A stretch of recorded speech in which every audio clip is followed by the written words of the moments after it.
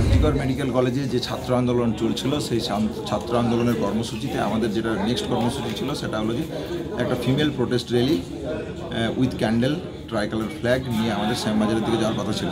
ঠিক সেই মুহূর্তে একটা সাডেন মব এসে অ্যাটাক করে আরজিকরের ব্যারিকেড ভেঙে দেয় এবং ওখানে যে মানে আমাদের ধর্ণামঞ্চ ছিল সেই ধর্ণামঞ্চ থেকে শুরু করে সমস্ত জায়গাতে একটা প্রপার ভ্যান্ডালিজম চালানো হয়।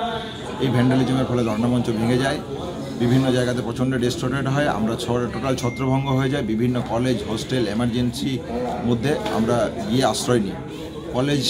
কলেজের যারা কর্তব্যরত পুলিশ অফিসার ছিল তাদের সাথে বারবার এর আগে, এই মিছিলের আগে এবং পরে আমরা যোগাযোগ করার চেষ্টা করি, কিন্তু কাউকে আমরা ফোনে ধরতে পারিনি। এই ঘটনার পর কলেজ জুড়ে, সমস্ত কলেজ জুড়ে এখনও ভ্যান্ডালিজম চলছে। আমরা একটা সেফ জায়গাতে বিভিন্ন ছাত্রছাত্রীরা বিভিন্ন কলেজ, হোস্টেল, ট্রমা, এমার্জেন্সি, এলটির মধ্যে বিভিন্ন জায়গাতে আছি। সাধারণ মানুষের কাছে আমার আবেদন থাকবে, এই আন্দোলনের যে গভীরতা, সেই গভীরতাকে সমবেদনার সাথে বুঝবেন। এর পাশাপাশি বলতে চাই, এই ভ্যান্ডালিজম হলো কেন, এর দায় কার?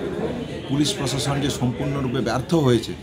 কেন এই এত সুন্দর একটা শান্তিপূর্ণ যে আন্দোলন চলছিল সেই আন্দোলনের মধ্যে এরকম একটা সাডেন মবকে কেন তারা ঢুকতে দিল? আমরা ইমিডিয়েট বেসিসে কলেজের মধ্যে সম্পূর্ণরূপে সুরক্ষার দাবি জানাচ্ছি। এমার্জেন্সির ভিতরে ঢুকে তার উপরের ফ্লোরে টোটালটা জুড়ে একটা ভ্যান্ডালিজম চালায়। আমরা পরিষ্কার মনে করি এর পিছনে কোনো রাজনৈতিক উদ্দেশ্য আছে কি নেই, অবশ্যই কোনো না কোনো উদ্দেশ্য আছে। কী তার মোটিভ, এই সমস্ত কিছু প্রকাশ্যে আসা হোক।